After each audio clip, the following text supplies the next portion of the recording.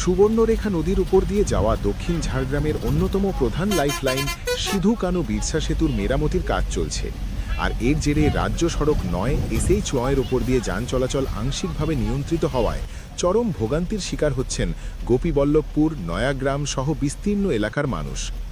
একদিকে যেমন নিত্যযাত্রীদের নাকাল হতে হচ্ছে, তেমনি জরুরি পরিষেবা এবং পণ্য পরিবহনের ক্ষেত্রেও তৈরি হয়েছে বড়সড় প্রতিবন্ধকতা। ফেঁকোঘাট ও গোপীবল্লভপুরকে সংযোগকারী এই সেতুটি শুধুমাত্র ঝাড়গ্রাম জেলার সদর শহরের সঙ্গেই দক্ষিণ ঝাড়গ্রামের বিস্তীর্ণ ব্লককে যুক্ত করে না, এটি প্রতিবেশী রাজ্য ওড়িশা এবং ঝাড়খণ্ডের সাথে সীমানা পেরিয়ে যোগাযোগের অন্যতম প্রধান করিডর।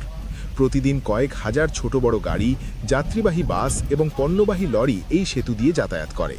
কিন্তু দীর্ঘদিন ধরে ভারী যানবাহনের চাপে সেতুর বেশ কয়েকটি এক্সপ্যানশন জয়েন্ট এবং অন্যান্য কাঠামোগত অংশে যে ক্ষয়ক্ষতি হয়েছিল তা দূর করতে এবং দীর্ঘমেয়াদী সুরক্ষার কথা মাথায় রেখেই পূর্ত দপ্তরের তরফ থেকে এই মেরামতির কাজ শুরু হয়েছে।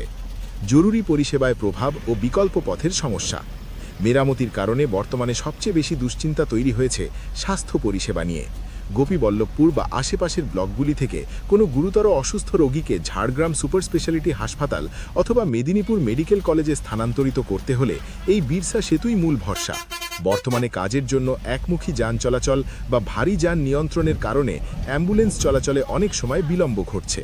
Bureau report, direct news.